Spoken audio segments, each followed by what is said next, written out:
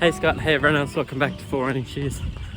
I'm just out on a lactate threshold workout, so I'll do 5 by 6 minutes, but it should be pretty chill because it's only 6 minutes. Usually I do 5 by 7 minutes, and I think I'll be pushing towards the top of the lactate threshold. I'll just keep it measured because I'm in like a recovery week at the moment, which has been nice.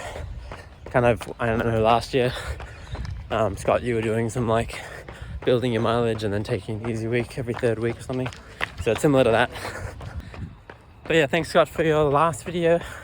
It was cool that you remembered me talking about that. And even, it would have been 5 years ago now, over that, 6 years ago, probably, that I was talking about running a sub 3 hour marathon. I was trying to remember when I first thought about that. I think it was back in Wings for Life days when we both did Wings for Life back in like 18, maybe 17, I can't remember. But Mitchell and one of my friends, him and I were keen to do a marathon as part of Wings for Life. He actually did really well his first year. I think he did 32 Ks or something. I only did 21 or 23 or something like that. And still to this day I haven't run a marathon at Wings for Life. They don't really do them properly anymore down in Australia, but I think to do Wings for Life marathon you have to do 3 hours and 7 minutes, and so I was like, I'll just round that up to 3 hours. So I think that was probably the first time I thought about that. It'd be nice to do a 3 hour marathon one day, because that's a lot of zeros obviously. It's sort of just been a goal since then, which has been cool. But it's been really helpful to have that sort of long-term goal. It's kind of had a trajectory for my running that whole time. I wanted to share kind of my top tip that I would give to somebody who's just about to plan and run a marathon. That's really helped me up to this point. But my warm-up's pretty much done, so I'll tell you on maybe during one of my rests between sets or after I'm finished the workout.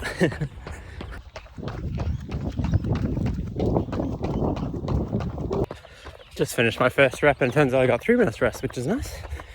Extra cushy, which is usually do 2 minutes. Basically my top tip that I would tell someone is that marathon training doesn't start with week 1 out of 12 or even 16. It's not just about slamming yourself into a marathon block. You really need to have the training behind you to lead into that. So that could just be your baseline training if that's going really well, like if you just always have a good consistent amount of running, or it can even be a more specific build towards a certain race that's coming up. So yeah.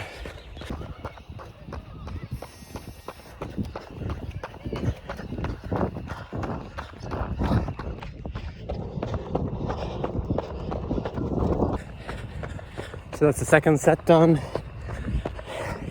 And I guess the next point that I would make, the tip to extend that, is to know how you're going to train for your event. So if you're doing the marathon, you should know what all the workouts are going to be like for week 1, etc.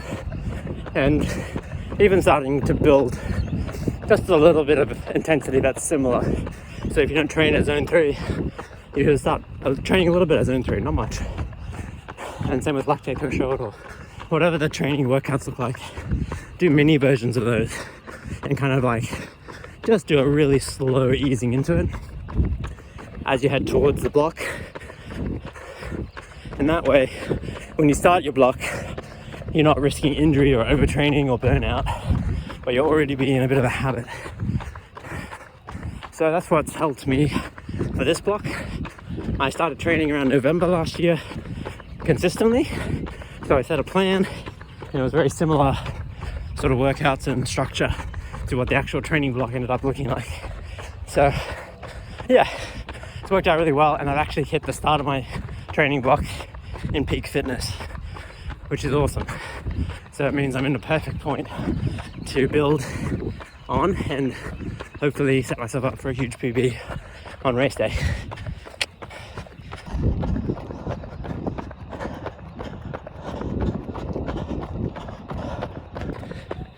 So that was my third rep. I'm running out of light, but that's all I wanted to share. Just basically start your training early, make sure you've got a good base before you move into a training block. Just gonna help so much and avoid injury and burnout, heaps of stuff. And I also have come into the training block so motivated, and it's already a habit running, so it's not like I'm just building from scratch. But yeah, I know it's not groundbreaking.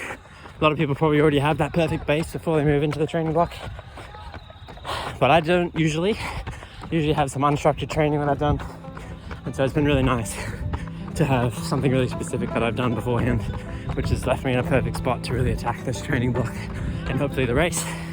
Anyway, I'll catch you guys in my next video. Make sure you check out Scott's next week as well on Tuesday. Anyway, I'll see you later. Gotta finish this workout.